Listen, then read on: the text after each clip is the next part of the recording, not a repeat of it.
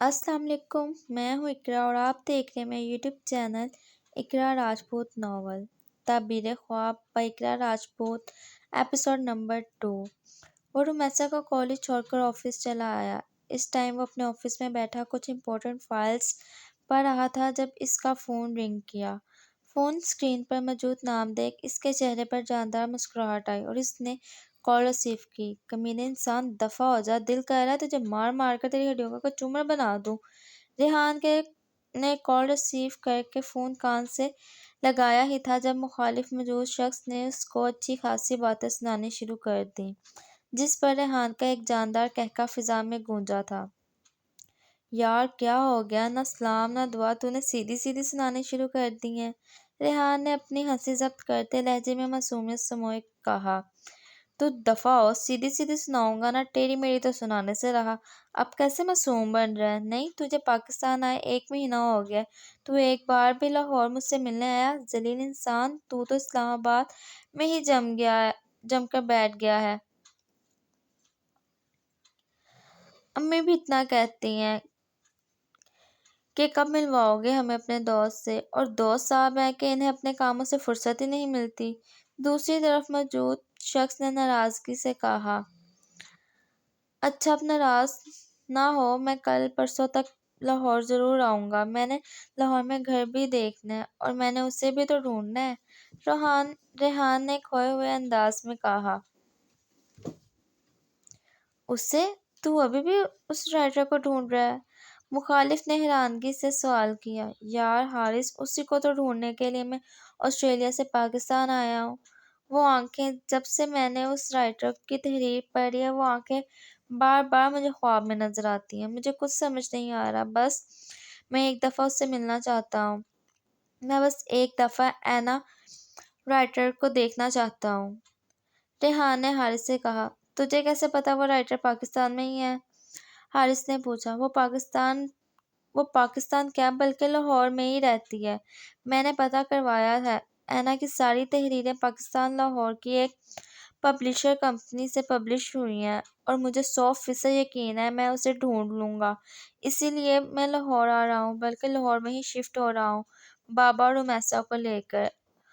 और अब उस राइटर से मिलकर ही मैं ऑस्ट्रेलिया वापस जाऊंगा। बस मुझे तेरी मदद चाहिए थोड़ी सी। अगर तेरी नज़र में कोई घर हो तो बता दे, रेहान ने हारिस से कहा। अच्छा चल, तू आप फिर देखते हैं, हारिस ने कुछ सोचते हुए रेहान से कहा। अच्छा चल, फिर परसों मैं आऊँगा, फिर तफसील से बात करेंगे, रेहान ने कहा। ठीक है, हारिस ने कहते फ़ोन काटा था। नूरुलैन शाज़िया बेगम के पास लॉन में बैठी इनसे बातें कर रही थी जब कुछ याद आने पर फौरन से उठी। अरे नूर, क्या हुआ तुझे? शाज़िया बेगम ने उसे उठते देख पूछा। दादी, मेरे फूल, नूर ने परेशानी से कहा।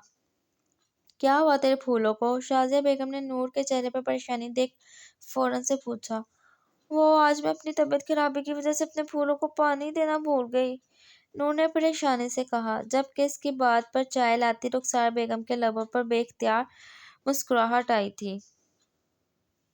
झल्ली ना हो तो, मैंने कहा पता नहीं क्या हो गया तेरे फूलों को, शाज़िया बेगम ने इसके सर पर चपत लगाते हुए कहा। दादी को लगा होगा कि नूरी के फूल मुरझा गए हैं, जो नूरी यूं परेशान हो रही है। हाय अल्लाह, कहीं वाकई तो नहीं मुरझा गए फूल?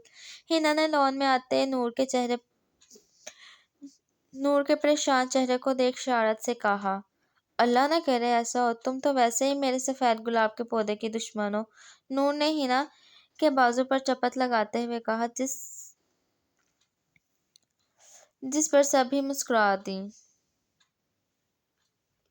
भाई क्या हुआ, क्यों तंग कर रही हो मेरी बेटी को? हाशिम साहब, जो अभी असर की नमाज पढ़कर आए थे, इन सबको लॉन में बैठा देख इधर ही आ गए। अबू, आपकी बेटी अपने इकलौते सफ़ेद गुलाब के फूल को लेकर परेशान हो रही है, हिना ने नूर को देखते उसे छेड़ने वाले अंदाज में कहा। तायाबा, देख लें हानि को, नूर ने मुंह बसूरते हुए हाशिम साहब से कहा। भाई हिना, ना तंग करो मेरी बेटी को, हाशिम साहब ने हिना से कहा। वैसे नूरी, एक बात पूछूं? हिना ने कुछ सोचते हुए उससे कहा। पूछो, नूर ने चाय पीते हुए कहा। इस लॉन में तुमने हर किस्म के फूल लगाए हैं, اور دیکھ بھال بھی کرتی ہو، لیکن تمہیں سفید گلاب کے پودے کے ساتھ اتنی انسیت کیوں ہے؟ گھر کے پچھلی سائڈ والے لان میں تم کسی کو جانے نہیں دیتی، اور وہاں جانے کا راستہ صرف تمہارے کمرے سے ہی ہو کر گزرتا ہے، اور کوئی اور راستہ بھی نہیں ہے وہاں جانے کا۔ ایسا کیوں؟ ہینا نے نور سے پوچھا۔ مجھے سفید گلاب بہت پسند ہے، اور جہاں تک وہاں جانے کا راستہ صرف میرے کمرے سے ہی کیوں گزرتا ہے یہ مجھے نہیں پتا، نور نے سادگی سے جواب دیا۔ تمہیں سفید گلاب اتنا کیوں پسند ہے؟ پچھلے لون میں صرف ایک ہی پودا لگا ہے سفید گلاب کا، اور اس پہ صرف ایک پھول ہی کھلا ہے، وہاں پہ تم نے اور پودے کیوں نہیں لگائے؟ ہینا نے نور سے پوچھا، جس پر نور خاموش ہی رہی۔ جب نور ہونے والی تھی تو رخسانہ، نور کی امی، نے گھر کی پچھلے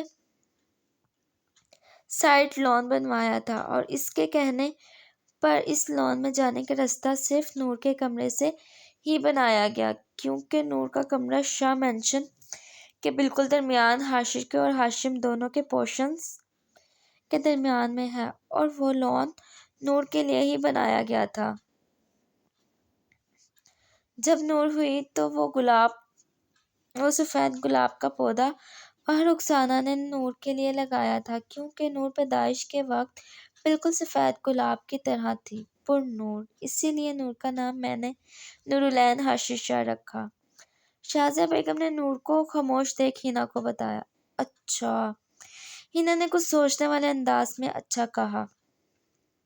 سفید گلاب امی کو پسند تھا، اسی لیے مجھے پسند ہے، اور میں اس لان میں کوئی اور پودا یا پھول نہیں لگانا چاہتی، نور نے نم لہجے میں کہا۔ نور کے لہجے میں نمی محسوس کرتی رخسار بیگم نے نور کو اپنے سینے سے لگایا تھا۔ پاگل لڑکی، رو کیوں رہی ہو؟ میں ہوں نا، تمہاری تائی بھی، خالہ بھی، اور سب سے بڑی بات تمہاری ماں بھی، تو چلو جلدی سے رونا بند کرو، رخسار بیگم نے نور کو چپ کرواتے ہوئے کہا۔ سوری نوری، مجھے یہ سب نہیں پوچھنا چاہیے تھا، ہینا نے ندامت سے کہا، جس پر نور نے ہینا کو گلے لگایا تھا۔ اچھا چلو بس کرو دونوں، اپنے آنسو صاف کرو اور جا کر تیار ہو، حارث کے ساتھ ڈنر پر نہیں جانا کیا؟ حارث آنے والا ہوگا، رخسار بیگم نے نور کے آنسو صاف کرتے ہوئے کہا۔ او شٹ، میں تو بھول گئی تھی، چل ہینا جلدی سے اٹھ، تیار بھی تو ہونا ہے، اگر ہم نے لیٹ کر دی نا تو بھائی ہم نہیں لے کر جائیں گے پھر ہمیں ڈنر پر۔ رخسار بیگم کے کہنے پر نور نے اپنے ماتھے پر ہاتھ مارتے ہوئے ہینا سے کہا، ہاں جلدی کر ورنہ بھائی نے آتے ہی جلدی مچا دینی ہے۔ ہینا نے بھی اس کی تائید کی۔ نور کے اس طرح پرجوش ہونے پر سب کے چہرے پر آسودہ سی مسکراہٹ آئی تھی۔ جھلی نہ ہو تو، شازیہ بیگم نے نور اور ہینا کو کمرے میں جاتا دیکھ کہا، جس پر ہاشم صاحب اور رخسار بیگم مسکرا دیں۔ نورالعین ایسی ہی تھی، چھوٹی سی چھوٹی بات پر خوش ہونے والی، چھوٹی چھوٹی خوشیوں کو جینے والی، لیکن اندر سے سمندر سی گہری لڑکی۔